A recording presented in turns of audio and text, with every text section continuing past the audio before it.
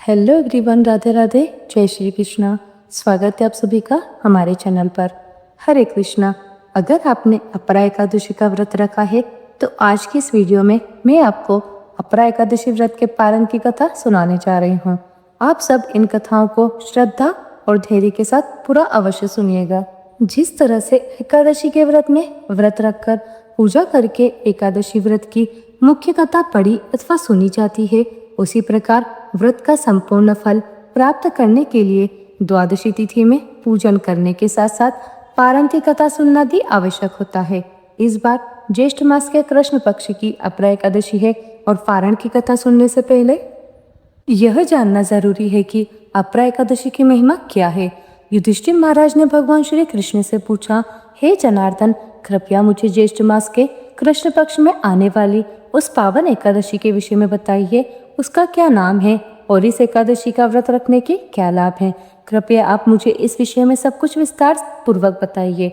तब धर्मराज युधिष्ठिर महाराज के प्रश्न सुनकर श्री कृष्ण ने कहा, हे महाराज, आपने मुझसे जो कुछ भी पूछा है उससे समस्त जगत को लाभ होगा। यह अत्यंत शुभ एकादशी आशीर्वाद प्रदान करने वाली है। मैं अब आपको इसके विषय में बता रहा हूँ, सो आप ध्यान पूर्वक सुनिए। यह एकादशी अत्यंत प्रशंसनीय है और इसका नाम अपरा एकादशी है। जो व्यक्ति इस एकादशी का व्रत रखता है वह समस्त जगत में प्रसिद्ध हो जाता है। ब्राह्मण की हत्या, गौ की हत्या, गर्भ में शिशु की हत्या, किसी की निंदा करना, किसी की पत्नी के साथ संबंध रखना जैसे घोर पाप भी सच्चे मन से प्रायश्चित की भावना से इस एकादशी के व्रत से निष्फल हो जाते हैं। महाराज, झूठी गवाही देने वाले सबसे बड़ा पापी है और मैं आपको अनेक प्रकार के पापियों के बारे में बता रहा हूँ। जैसे कोई व्यक्ति किसी की झूठी प्रशंसा करता है या उपहास पूर्ण तरीके से प्रशंसा करता है, अगर कोई व्यक्ति तराजू पर वजन करते समय बेईमानी करता है, अगर कोई व्यक्ति अपने आश्रम या वर्ण का पूर्णतः पालन नहीं करता, अगर कोई व्यक्ति अपना धर्म ग्रंथ बनाता है, अगर कोई दूसरों को धोखा देता है, अगर कोई व्यक्ति किसी के बारे में झूठी भविष्यवाणियां करता है, अगर कोई व्यक्ति जानबूझकर खातों में गलतियां करता है या फिर कोई वेद्य के नाम पर झूठ बोलता है, यह पापी लोग की झूठी ही गवाही देने वाले पापियों के ही समान है। जो व्यक्ति श्रद्धा पूर्वक और पूर्णतः इस अपरा एकादशी का व्रत रखता है उसके समस्त पाप ताप नष्ट हो जाते हैं। अगर कोई योद्धा युद्ध क्षेत्र छोड़कर भाग जाता है तो वह पापी हो जाता है और नरकगामी बन जाता है, परंतु यदि वह इस एकादशी का व्रत रखता है तो उसे स्वर्ग में स्थान मिलता है। गुरु से आध्यात्मिक ज्ञान प्राप्त करने के बाद अगर कोई शिष्य उनकी ही निंदा करता है तो संसार में तो उसके समान कोई पाप भी ही नहीं है, परंतु वह पापी भी अपरा एकादशी का अगर सच्चे मन से व्रत रखता है तो केवल इसी से वह परलोक में जाने के योग्य हो जाता है। मैं आपको इस एकादशी की और भी अद्भुत महिमाओं के बारे में बता रहा हूँ। इस कथा को ध्यानपूर्वक सुनिए। अपरा एकादशी का व्रत करने वाला व्यक्ति इतना पुण्य कर्म करता है कि अगर अनेक पुण्य कर्म इस संसार में जोड़ दिए जाए तो भी एक व्यक्ति के कर्मों के बराबर पुण्य नहीं हो सकते। उदाहरण के लिए, कार्तिक माह में 3 बार स्नान करना, शीतकाल में प्रयागराज में स्नान करना, कुरुक्षेत्र में सूर्य ग्रहण के समय स्नान करना, हाथी गाय सोना आदि दान करना, केदारनाथ और बद्रीनाथ जैसे तीर्थ स्थलों के दर्शन करना, इन सभी पुण्य कर्मों को एकत्रित करने पर अपरा एकादशी का व्रत करने वाले व्यक्ति को इन पुण्य कर्मों के फल से भी कहीं अधिक लाभ प्राप्त होता है। इसके साथ ही अगर कोई व्यक्ति गर्भवती गाय, सोना चांदी आदि दान करे या उपजाऊ भूमि दान करे तो भी एकादशी का व्रत करने वाले व्यक्ति को सभी लाभ प्राप्त होते हैं। जैसे कुल्हाड़ी पूरे जंगल को नष्ट कर सकती है, वैसे ही पाप के पूरे जंगल को अपरा एकादशी नामक कुल्हाड़ी से नष्ट किया जा सकता है। अपरा एकादशी का पालन करने से सभी पाप दूर भाग जाते हैं। जो भी अपने पिछले जन्म के पापों से भयभीत हो उसे इस एकादशी का पालन पूरी श्रद्धा और दृढ़ता से करना चाहिए, और जो इसका पालन नहीं करता उसे इस संसार चक्र में पुनः आना पड़ता है। प्राचीन कथा के अनुसार एक बार महिध्वज नाम का एक धर्मात्मा और दयालु राजा था। वहीं उसका छोटा भाई वज्रध्वज बड़ा ही क्रूर, अधर्मी तथा अन्यायी था, जो अपने ही बड़े भाई महिध्वज से घृणा और द्वेष करता था। राज्य पर अपना अधिकार जमाने के लिए एक रात उसने अपने ही बड़े भाई की हत्या कर दी और उसके शव को जंगल में पीपल के नीचे गाड़ दिया। राजा महिध्वज अकाल मृत्यु के कारण प्रेत योनि में प्रेतात्मा बनकर उसी पीपल के पेड़ पर रहने लगे और फिर बड़ा ही उत्पात मचाने लगे। एक बार धौम्य ऋषि ने उस प्रेत को देख लिया और अपने तपोबल से उसके बारे में सब कुछ पता कर लिया। फिर ऋषि ने उस प्रेत को पेड़ से उतारा तथा परलोक विद्या का उपदेश दिया और उसकी मुक्ति के लिए ऋषि ने अपरा एकादशी का व्रत रखा तथा श्री हरि विष्णु से राजा की प्रेत योनि से मुक्ति के लिए कामना की और द्वादशी तिथि को अपने द्वारा रखे गए व्रत का समस्त पुण्य प्रेत योनि में पड़े राजा को संकल्प करके दान कर दिया। इस प्रकार एकादशी व्रत के पुण्य प्रभाव से राजा की प्रेत योनि से मुक्ति हो गई। राजा बहुत प्रसन्न हुआ और वह ऋषि को धन्यवाद देता हुआ स्वर्गलोक में चला गया। इस प्रकार भगवान श्री कृष्ण द्वारा सुनाई गई अपरा एकादशी की यह अद्भुत और रहस्यमय कथा पूर्ण होती है। जो भक्त श्रद्धा, विश्वास और सच्चे मन से अपरा एकादशी का व्रत करते हैं और कथा का श्रवण करते हैं, भगवान विष्णु की कृपा से उनके सभी पापों का नाश हो जाता है, उनके ऊपर आने वाली बाधाएं दूर हो जाती है। इस प्रकार से अपरा एकादशी की महिमा हमारे धार्मिक ग्रंथों में बताई गई है। आइए आप सुनते हैं हरिवल्लभ श्री तुलसी माता की कथा, क्योंकि आज के दिन तुलसी माता की पूजा करके कथा का श्रवण विशेष फलदायी होता है। एक बार की बात है, देवर्षि नारद जी देवराज इंद्र के यहाँ से द्वारिकापुरी जा रहे थे। नारद जी देवराज जी के वहां से पारिजात वृक्ष का एक पुष्प लेकर आए थे और उन्होंने वह पुष्प द्वारिकाधीश जी को अर्पित किया। वह सुंदर पुष्प ठाकुर जी ने रुक्मणी जी को दे दिया। नारद जी हमेशा वही कार्य करते हैं जो भगवान के मन में होता है और वे ही वही लीला करते हैं जिससे भगवत नाम, रूप और महिमा का अद्भुत रूप प्रकाशित हो। द्वारिकाधीश जी को पुष्प अर्पित करने के बाद नारद जी सत्यभामा जी के महल में गए। नारद जी ने सत्यभामा जी से पूछा कि क्या स्वर्ग का पारिजात पुष्प उन्हें मिला। तब सत्यभामा जी को इस विषय में कोई जानकारी थी ही नहीं। अब नारद जी ने उनसे कहा कि मैं तो आपको श्री कृष्ण के सर्वोपरि प्राण प्रिय मानता था, तो मुझे लगा कि प्रभु ने वह पुष्प आपको ही दिया होगा, लेकिन दासियों से पता करने पर ज्ञात हुआ कि वह पुष्प तो भगवान ने रुक्मणी जी को दे दिया है। नारद जी ने कहा, इसका मतलब श्री कृष्ण रुक्मणी जी से ज्यादा प्रेम करते हैं। अब यह बात सुनते ही सत्यभामा जी रूठ कर बैठ गए। नारद जी द्वारिकाधीश के पास पुनः गए और कहने लगे, प्रभु आपके उस पुष्प को रुक्मणी जी को देने की वजह से सत्यभामा जी आपसे रूठ गई हैं। तब ठाकुर जी ने पूछा, यह बात सत्यभामा जी को कैसे पता चली। नारद जी ने कहा, प्रभु मैं ही गया था उनके पास, ऐसी ही यह बात मेरे मुंह से निकल गई। अब ठाकुर जी ने नारद जी की तरफ देखा और मुस्कुराए। नारद जी कोई न कोई ऐसी लीला करते ही रहते हैं। जब प्रभु सत्यभामा जी के समीप आए तो उन्होंने कहा कि वह पुष्प भले ही नारद जी वापस ले जाते, लेकिन उसे रुक्मणी के पास नहीं जाने चाहिए था। ठाकुर जी ने सत्यभामा जी को मनाते हुए कहा कि चिंता मत करो, मैं वास्तव में तुमसे ज्यादा प्रेम करता हूँ।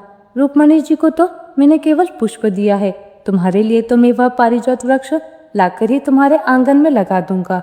यह बात सुनते ही सत्यभामा जी प्रसन्न हो गई। इधर पृथ्वी के पुत्र भौमासुर का अब बड़ा अत्याचार बढ़ा तो देवराज इंद्र ने श्री द्वारिकाधीश जी की शरण ली और उनसे सारे देवताओं को बचाने की प्रार्थना की। सत्यभामा जी साक्षात पृथ्वी देवी का रूप है। भौमासुर अर्थात नरकासुर पृथ्वी देवी का पुत्र था। पृथ्वी देवी ने भगवान से वरदान मांगा था कि मेरे पुत्र को मेरे कहे बिना आप कभी नहीं मारेंगे, इसलिए सत्यभामा जी की आज्ञा के बिना भौमासुर का वध नहीं किया जा सकता था। इसी वरदान के कारण भौमासुर अत्यंत अत्याचारी बन गया था और कोई देवतागण उसे मार नहीं पा रहे थे। जब श्री कृष्ण भौमासुर से लड़ने के लिए निकले तो उन्होंने सत्यभामा जी को बताया कि भौमासुर का आतंक बहुत बढ़ गया है, इसलिए आप भी मेरे साथ चले। भौमासुर ने सत्यभामा जी के सामने प्रभु पर शस्त्रों की वर्षा कर दी। श्री कृष्ण प्रेम में पड़ी हुई सत्यभामा जी यह भूल गई कि भौमासुर पृथ्वी के अंश से ही प्रकट हुआ था। उन्होंने श्री कृष्ण से अनुरोध किया कि हे नाथ, उसे शीघ्र मार दीजिए। प्रभु सत्यभामा जी का वरदान पूरा करने के लिए ही रुके हुए थे और फिर उनके कहते ही प्रभु ने भौमासुर को मार गिराया, उसका वध कर दिया। अब भौमासुर को मारने पर देवलोक में देवराज इंद्र ने देवताओं सहित भगवान की बड़ी स्तुति पूजा की। तब प्रभु ने इंद्र को पारिजात वृक्ष देने के लिए कहा, क्योंकि सत्यभामा जी उसे अपने आंगन में लगाना चाहती थी। इस पर इंद्राणी ने पारिजात वृक्ष देने के लिए मना करते हुए कहा कि यह वृक्ष मृत्यु लोक के योग्य है ही नहीं, इसलिए मैं इसे नहीं दे सकती। यह तो केवल स्वर्गलोक में होना चाहिए। देवराज ने इंद्राणी को याद दिलाया कि वह सर्व समर्थ प्रभु हैं, जिन्होंने अभी भौमासुर को मार गिराया है, जिस पर देवताओं को कोई प्रभाव नहीं पड़ रहा था। लेकिन इंद्राणी भी हट करने लगी और वह पारिजात का वृक्ष देने के लिए तैयार ही नहीं हुई। कुछ देवतागण भी उनके पक्ष में आकर भगवान का विरोध करने लगे, यहाँ तक कि वह भगवान से युद्ध करने के लिए भी तैयार हो गए और उन्होंने प्रभु को कुछ कठोर शब्द भी कहे। उनका कहना था कि मृत्युलोक में देवलोक का वह वृक्ष नहीं जाएगा। तब प्रभु ने कहा, इन्हें मेरे द्वारिकापुरी मृत्युलोक नजर आती है। अभी तक तो आप सभी भौमासुर के डर से पीड़ित थे। अगर भौमासुर का वध ना होता तो तुम्हारे हाथ में तो स्वर्ग भी नहीं रहता और तुम मांगने पर अब एक वृक्ष भी नहीं दे रहे हो। श्री कृष्ण ने गरुड़ जी को पारिजात वृक्ष को उखाड़ने की आज्ञा दी। आज्ञा पाते ही गरुड़ जी ने वृक्ष को बड़ी आसानी से अपनी चोंच से उखाड़ा और अपनी पीठ पर रख लिया। भगवान ने गरुड़ जी को उन अहंकारग्रस्त देवताओं को थोड़ी लीला दिखाने का संकेत किया। गरुड़ जी ने केवल एक पंख से प्रहार किया तो सहस्त्रों देवता मूर्छित होकर गिर गए। तब इंद्र ने प्रभु को प्रणाम करते हुए कहा कि हम लोगों से जो त्रुटि हुई हो, हे प्रभु, उसके लिए हमें क्षमा करें। ठाकुर जी, सत्यभामा जी और पारिजात वृक्ष अब सब गरुड़ जी पर विराजमान होकर वापस आ गए। पारिजात वृक्ष को सत्यभामा जी के महल में लगाया गया। अब सत्यभामा जी बहुत प्रसन्न थी। कुछ समय बाद नारद जी सत्यभामा जी के महल में पहुंचे। सत्यभामा जी ने नारद जी से कहा, देवर्षि, आपकी कृपा से श्री कृष्ण मुझे बहुत प्रेम करते हैं। रुक्मणी जी को तो प्रभु ने पारिजात वृक्ष का केवल एक पुष्प लाकर दिया था और देखिए, यह वृक्ष आज मेरे आंगन में शोभा बढ़ा रहा है। नारद जी ने देखा कि सत्यभामा जी को अपने महल के वैभव का अहंकार हो गया था। सत्यभामा जी के पिता को सूर्य भगवान ने स्वयंतक मणि मिली थी। वह मणि 8 भाग सोना रोज पैदा करती थी और अब पारिजात वृक्ष भी उनके पास आ गया था। भगवान को दैन्यता अच्छी लगती है, गर्व नहीं। और जिस भक्त के मन में गर्व आ जाए, जिस भक्त के मन अंदर अहंकार आ जाए, भगवान उसे चूर चूर कर ही डालते हैं। नारद जी ने सत्यभामा जी से कहा कि श्री कृष्ण तो आपसे बहुत प्रेम करते हैं। सत्यभामा जी ने कहा, आपकी कृपा है नारद जी, आप क्या मुझे कोई ऐसा उपाय बता सकते हैं कि श्री कृष्ण सबसे ज्यादा मुझे ही केवल प्यार किया करे और मुझसे एक पल के लिए भी कभी दूर ना जाए। नारद जी ने कहा, देवी, अगर किसी भी प्रिय वस्तु को दान कर दिया जाए तो वह बहुत लंबे समय के लिए प्राप्त हो जाती है। अब सत्यभामा जी ने सोचा कि मुझे तो सबसे अधिक प्रिय श्री कृष्ण ही हैं, तो वह श्री कृष्ण को ही दान में देने के लिए तैयार हो गई। ब्राह्मणों को बुलाया गया और सत्यभामा जी से संकल्प कराया गया कि वह श्री कृष्ण का दान नारद जी को करती हैं। जब भगवान श्री कृष्ण आए तो नारद जी ने दान के अनुसार उन्हें अपने साथ चलने को कहा। प्रभु ने पूछा, क्यों? नारद जी ने उन्हें बताया कि सत्यभामा जी ने आपको मुझे दान भी दे दिया है, अब तो आपको मेरे साथ चलना होगा। सत्यभामा जी ने नारद जी के आगे हाथ जोड़कर और कहा कि देवर्षि, आप कह रहे थे कि प्रभु मुझसे कभी एक क्षण के लिए भी दूर नहीं होंगे। मैंने तो इसलिए दान किया है, किंतु आप तो प्रभु को ही लेकर जा रहे हैं। नारद जी ने अब पूरा शास्त्र ज्ञान उन्हें बताया कि आपके अगले जन्म से प्रभु हमेशा के लिए आपके ही हो जाएंगे। सत्यभामा जी बोली, आप जो कहेंगे बदले में मैं दे सकती हूँ, लेकिन मैं श्री कृष्ण को एक क्षण के लिए भी नहीं छोड़ सकती।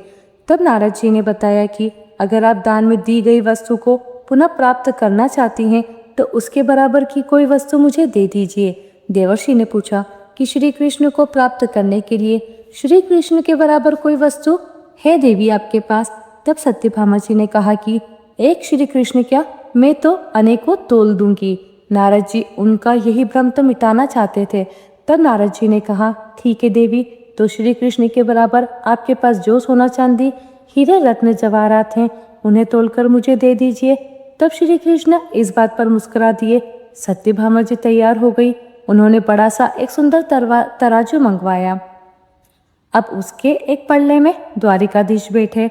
जब तोलना शुरू हुआ तो सत्यभामा जी सारे सुंदर आभूषण, स्वर्ण, चांदी, रत्न, हीरे, जवाहरात सब ला ला कर रखती जा रही थी, लेकिन तराजू में कोई फर्क नहीं पड़ रहा था। तराजू ना तो हिला डुला रहा था, न ही ऊपर उठ रहा था। अब तो सत्यभामा जी व्याकुल हो गई कि अगर श्री कृष्ण को तोला नहीं जा सका तो नारद जी तो उन्हें अपने साथ ले जाएंगे। अब उन्होंने अपने साथ साथ अन्य रानियों के आभूषण, स्वर्ण, रत्न, हीरे, जवाहरात आदि लाकर पलड़े में डाल दिए, लेकिन पलड़ा फिर भी श्री कृष्ण का भी भारी रहा। खुद को मिलाकर अन्य रानियों के जितने स्वर्ण आभूषण आदि थे वह सारे के सारे उन्होंने पलड़े पर रख दिए थे, लेकिन पलड़ा हिला ही नहीं। यह देखकर सत्यभामा जी अब तो व्याकुल होकर रोने लगी। तब उन्होंने नारद जी से प्रार्थना की कि हे देवर्षि, मैं श्री कृष्ण के बिना नहीं रह सकती और अब तो मेरे पास श्री कृष्ण के बराबर देने के लिए कुछ भी नहीं बचा है। नारद जी ने कहा, यह सारी रानियां हैं, लेकिन रुक्मणी जी कहीं दिखाई नहीं दे रही। आप एक बार रुक्मणी जी से पूछिए, उनके पास कुछ तो ऐसी वस्तु होगी जो श्री कृष्ण के बराबर हो। तब सत्यभामा जी दौड़ती हुई रुक्मणी जी के पास गई और रोते हुए उन्हें सारा वृत्तांत सुनाया। फिर उन्होंने कहा कि आप तो मेरी बड़ी बहन हैं, अब आप मुझ पर अपनी कृपा करें।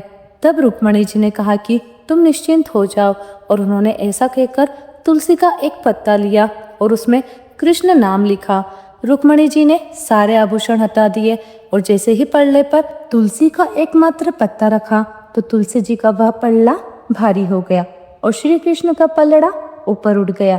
तुलसी जी पर कृष्ण नाम लिखा था तो कृष्ण नाम का पलड़ा भारी हो गया और श्री कृष्ण हल्के हो गए। नारद जी और रुक्मणी जी मुस्कुराकर सत्यभामा जी से कहने लगी, देखो प्रीतम को कैसे तोला गया। नाम से श्री कृष्ण को आप किसी सोने, चांदी, रत्नों से नहीं तोल सकते, क्योंकि श्री कृष्ण का नाम तो उनसे भी भारी है। सतयुग के समय की बात है, महाराजा अम्बरीश थे और वे इतने बलवान थे कि बिना सोए एक पैर पर खड़े होकर, बिना जल ग्रहण किए और बिना सांस लिए 1 वर्ष तक उपवास करते थे।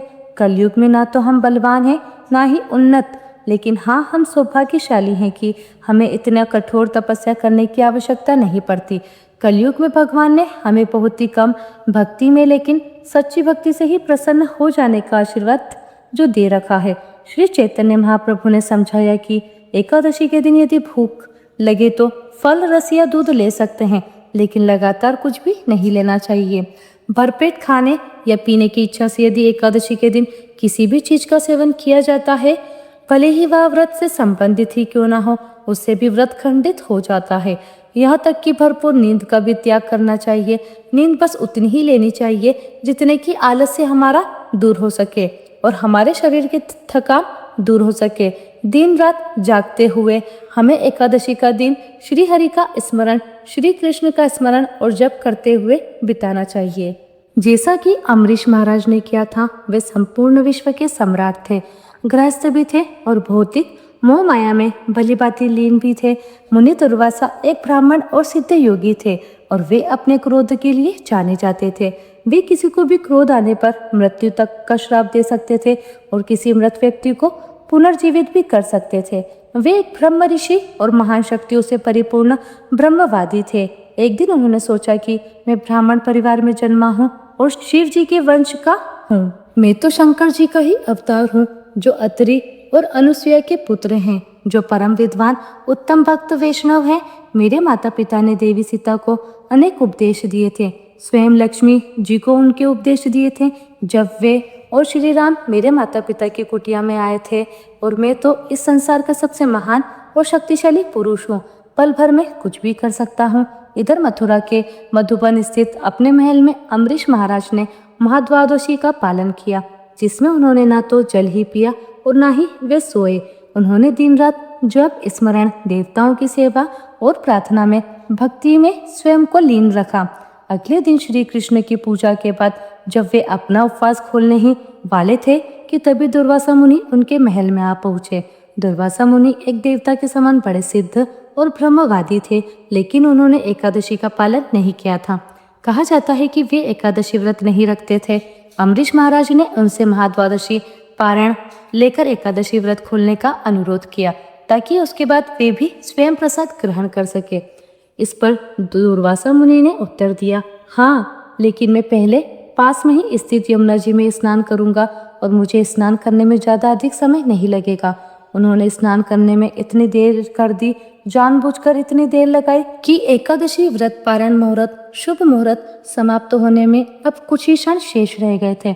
इधर अम्बरीश महाराज व्याकुल हो गए कि एक तो एकादशी पारण मुहूर्त बीता जा रहा है, दूसरे बिना दुर्वासा मुनि को प्रसाद दिए बिना उन्हें भोजन कराए वे उनसे पहले भोजन कैसे ग्रहण कर ले। उन्होंने सोचा कि एक ब्राह्मण ऋषि, एक सिद्ध महायोगी मेरे द्वार पर आए हुए हैं और वे कोई साधारण व्यक्ति तो है नहीं। मुझे स्वयं महाप्रसाद ग्रहण करने से पहले उन्हें महाप्रसाद अर्पित करके उनका सम्मान करना चाहिए, नहीं तो मैं भारतीय संस्कृति की उपेक्षा करूंगा और संभवतः नरक में ही जाऊंगा। दूसरी ओर मुझे अपना एकादशी व्रत भी रखना चाहिए, जो सांसारिक कर्म नहीं है, यह दिव्य है। और अगर मैं उचित समय पर शुभ मुहूर्त में महाप्रसाद ग्रहण ना करके इसका पालन ना करूं तो मेरी भक्ति नष्ट हो सकती है। अब तक किए गए सारे पुण्य कर्म नष्ट हो सकते हैं। क्या करूं? क्या मुझे इन ब्राह्मण का सम्मान करना चाहिए या फिर अपनी भक्ति का बहुत देर तक गहन विचार विमर्श करने के बाद उन्होंने भक्ति को ही सम्मान देने का निर्णय लिया। सोचने लगे कि मैं किसी भी प्रकार से भक्ति के विरुद्ध कोई कार्य नहीं कर सकता, चाहे मुझे कुछ भी भौतिक समृद्धि खोनी पड़े, चाहे इसके लिए मुझे नरक में ही क्यों न जाना पड़े। मैं एकादशी का अनादर किसी भी कीमत पर नहीं करूंगा और मैं चाहे कुछ भी हो जाए एकादशी व्रत का पारण निर्धारित मुहूर्त के भीतर ही करूंगा। और फिर इसके बाद उन्होंने भगवान श्री कृष्ण की पूजा में प्रयुक्त चरणामृत की एक बूंद पी ली। यदि कोई एकादशी का व्रत बिना किसी रस या बिना जल पिए रखे तो वह चरणामृत ग्रहण करके अपना उपवास खोल सकता है, लेकिन अगर जल, फल, रस, दूध या सब्जियां ग्रहण की हो एकादशी व्रत में तो उसे कुछ अनाज ग्रहण करके ही व्रत खोलना चाहिए। यानी कि निर्जल व्रत रखने वाले लोगों को एकादशी व्रत का पारण जल या चरणामृत ग्रहण करके ही खोलना चाहिए। बाकी अन्य व्यक्ति सात्विक भोजन करके एकादशी उपवास खोल सकते हैं, नहीं तो उनकी एकादशी पूर्ण नहीं मानी जाती। अम्बरीश महाराज ने सोचा, एक मैंने तो एकादशी व्रत के दौरान जल की एक बूंद तक ग्रहण नहीं की, इसलिए मैं चरणामृत ग्रहण कर सकता हूँ। इस प्रकार मैंने कोई अनाज तो खाया नहीं है और मैं ब्राह्मण का आदर भी कर सकूंगा। चरणामृत की एक बूंद ग्रहण करने के बाद ही तुरंत दुर्वासा मुनि स्नान करके वापस लौट आए। मैं तुम्हें जानता हूँ, वे गरजते हुए अम्बरीश महाराज से बोले, तुम तो बस एक झूठे भक्त हो। मैं एक सिद्ध ब्राह्मण हूँ, तुम मेरे वंश को जानते हो, तुम मेरी महान शक्तियों को जानते हो, फिर भी तुमने मेरा अपमान करने का साहस किया है। मैं तुम्हें तुरंत जलाकर भस्म कर दूंगा। ऐसा कहकर उन्होंने अपने बालों की एक शिख निकाली और उसे जमीन पर पटका और उसे जलती हुई अग्नि में बदलने का आदेश दिया। अब वह अग्नि राक्षस महाराज अम्बरीश की ओर दौड़ा और उन्हें जलाकर भस्म करने का प्रयास करने लगा। उसी समय सुदर्शन चक्र वहां प्रकट हुए। श्री कृष्ण ने अपने चक्र को वैष्णवों यानी उनकी शरण में आए हुए भक्तों की रक्षा करने का उपदेश दे रखा था, इसलिए सुदर्शन चक्र ने अग्नि राक्षस को ही जलाकर राख कर दिया। और अब वह दुर्वासा ऋषि की ओर बढ़ने लगे, जो अपने पैरों को सिर पर रखकर भाग खड़े हुए। दुर्वासा ऋषि भागते हुए चिल्लाने लगे, बचाओ बचाओ, कोई मुझे बचाओ। उधर जब अग्नि राक्षस अम्बरीश महाराज के पास पहुंचे तो राजा ने मंत्रोच्चारण किया और निर्भीक बने रहे। उन्होंने सोचा, मेरा जीवन तो और मेरी मृत्यु तो श्री कृष्ण पर ही निर्भर है। फिर उन्होंने पूरी तरह से केवल और केवल श्री कृष्ण पर ही विश्वास किया, उन्हीं का भरोसा किया और इधर सुदर्शन चक्र ने उनकी रक्षा कर ली। लेकिन दुर्वासा मुनि, जो एक शक्तिशाली ब्राह्मण और सिद्ध योगी थे, मृत्यु से भयभीत होकर भाग गए। उन्होंने पहले अपने पिता भगवान शिव की शरण लेने का प्रयास किया, लेकिन उन्हें अपने पास आते देखकर भगवान शिव ने दूर से ही उन्हें रोका। यहाँ मत आओ, यहाँ से चले जाओ। मैं जानता हूँ कि तुम क्यों भाग रहे हो। तुम इस विकट परिस्थिति में इसलिए पड़े हो क्योंकि तुमने एक वैष्णव का अपमान किया है, और मैं जानता हूँ कि वैष्णव कितने प्रभावशाली होते हैं और मैं उन्हें नाराज करने से बिल्कुल डरता हूँ। अगर मैंने तुम्हें शरण दी तो यह सुदर्शन मुझ पर भी आक्रमण करेगा। महोदय के पास से निराश होकर अब दुर्वासा मुनि ब्रह्मा जी के पास गए, जिन्होंने भी उनकी सहायता करने से इनकार कर दिया। इसके बाद वे भगवान विष्णु के पास गए और हाथ जोड़कर प्रार्थना करने लगे, हे श्री हरि, हे भगवान विष्णु, मुझे अपने शस्त्र से बचाइए, मैं आपकी शरण में हूँ। भगवान विष्णु ने कहा, मैं तो तुम्हारी रक्षा करने में असमर्थ हूँ, क्योंकि मैं स्वतंत्र नहीं हूँ। मैं तो अपने भक्तों से बंधा हुआ हूँ। उन्होंने अपना हृदय मुझे समर्पित क्यों कर दिया है, इसलिए मैंने अपना हृदय उन्हें समर्पित कर रखा है। मैं किसी भी प्रकार से अपने भक्तों से स्वतंत्र नहीं हूँ। मैं पूरी तरह से अपने भक्तों के वश में हूँ, क्योंकि मेरे भक्त भौतिक इच्छाओं से पूरी तरह मुक्त हैं। इसलिए मैं उनके हृदय के भीतर ही निवास करता हूँ। अगर किसी के पैर में कांटा चुभ जाए तो कांटा तो उसके पैर से ही निकालना होगा, उसके सर से तो कांटा निकाला नहीं जा सकता। इसलिए भगवान विष्णु ने कहा कि वैष्णव मेरे लिए सर्वोपरि हैं, उनकी रक्षा करना मेरा परम कर्तव्य है। और अगर तुम उद्धार पाना ही चाहते हो तो तुम्हें तुरंत अम्बरीश महाराज के पास ही जाना चाहिए। उन्हें साधारण ग्रस्त या साधारण क्षत्रिय राजा समझने की भूल बिल्कुल मत करना। यह मत सोचना कि अरे वो तो कुछ भी नहीं है, वो मेरे हृदय हैं, तुम जाकर उन्हें प्रणाम करो। सांसारिक लोग अक्सर सोचते हैं कि मैं तो कितना ज्ञानी, धनी और शक्तिशाली हूँ। अरे यह पाखंडी वैष्णव तो निकम्मे हैं, केवल हरे कृष्णा का जाप करते हैं, कोई सार्थक कार्य तो करते नहीं। ऐसा कभी मत करना, बल्कि सच्चे और निष्ठावान वैष्णव बनो, तभी श्री कृष्ण आपकी रक्षा करेंगे और अपना आशीर्वाद आपको प्रदान करेंगे। भगवान के आदेश पर इधर दुर्वासा मुनि तुरंत महाराज अम्बरीश के पास उनके महल में लौट आए। आकर उन्होंने तुरंत महाराज से विनती की कि कृपया मुझे सुदर्शन चक्र से बचाइए, मैं इसकी गर्मी से जल रहा हूँ। तब महाराज अम्बरीश ने प्रार्थना की कि हे प्रभु, यदि मैंने कभी श्री कृष्ण की भक्ति सेवा की है, सच्चे मन से उनकी सेवा पूजा की है, तो कृपया इन ब्राह्मण की रक्षा कीजिए। महाराज अम्बरीश के श्री कृष्ण से ऐसी प्रार्थना करते ही, यह शब्द कहते ही सुदर्शन चक्र एकदम ठंडे हो गए और वह भगवान विष्णु में समा गए। 1 वर्ष पहले जब दुर्वासा ऋषि भगवान के शस्त्र से अर्थात सुदर्शन चक्र से डरकर भागना शुरू हुए थे, तभी से अम्बरीश महाराज ने कुछ भी नहीं खाया था। वास्तव में वे उस समय अपना एकादशी व्रत पारण करने जा रहे थे।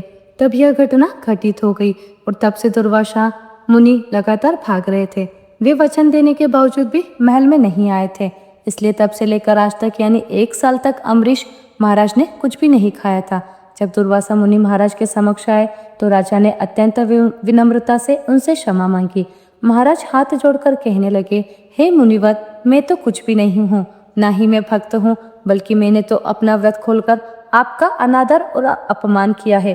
दुर्वासा मुनि यह सुनकर महाराज अम्बरीश के चरण कमलों में गिर पड़े, जिससे महाराज ने उन्हें तुरंत उठाकर उनका आलिंगन कर लिया। अम्बरीश महाराज ने उनसे दया करने और महाप्रसाद ग्रहण करने का अनुरोध किया। तब दुर्वासा मुनि ने अपने नए एहसास को व्यक्त करते हुए कहा कि भक्त स्वयं श्री कृष्ण से भी अधिक शक्तिशाली हैं। श्री कृष्ण ने तो वास्तव में अपनी सारी शक्ति वैष्णवों को दे रखी है। और फिर दुर्वासा मुनि ने सहज महाप्रसाद ग्रहण किया, जिसके बाद अम्बरीश महाराज ने भी पूरे 1 वर्ष बाद अपने पूरे परिवार के सहित प्रसाद ग्रहण किया। इसलिए विनम्र बने रहिए और श्री कृष्ण एकादशी की भक्ति में दृढ़ विश्वास रखिए है। हम एकादशी का पालन करने के लिए अपना मन, प्राण और आत्मा समर्पित कर सकते हैं। इसलिए एकादशी हमारी रक्षा करेगी, क्योंकि वह प्रेम और भक्ति की भी जननी है। ये थी एकादशी व्रत की पारण की कथा। अब सुनिए तुलसी माता की आरती। तुलसी महारानी नमो नमो, हरि की पटरानी नमो नमो, धन तुलसी पूरन तपकीनो, शाली ग्राम बनी पटरानी। नमो नमो तुलसी महारानी, नमो नमो हरि की पटरानी। जाके पत्र मंजरी कोमल, श्रीपति चरण कमल लपटानी। नमो नमो तुलसी महारानी, नमो नमो हरि की पटरानी। धूप दीप नैवेद्य आरती, पुष्पन की वर्षा बरसानी। नमो नमो तुलसी महारानी, नमो नमो हरि की पटरानी। 56 भोग 3600 व्यंजन, बिन तुलसी हरि एक न मानी। नमो नमो तुलसी महारानी, नमो नमो हरि की पटरानी। सभी सखी मैया तेरो यश गावे, भक्ति दान दीजो महारानी। नमो नमो तुलसी महारानी, नमो नमो हरि की पटरानी। जय तुलसी मैया।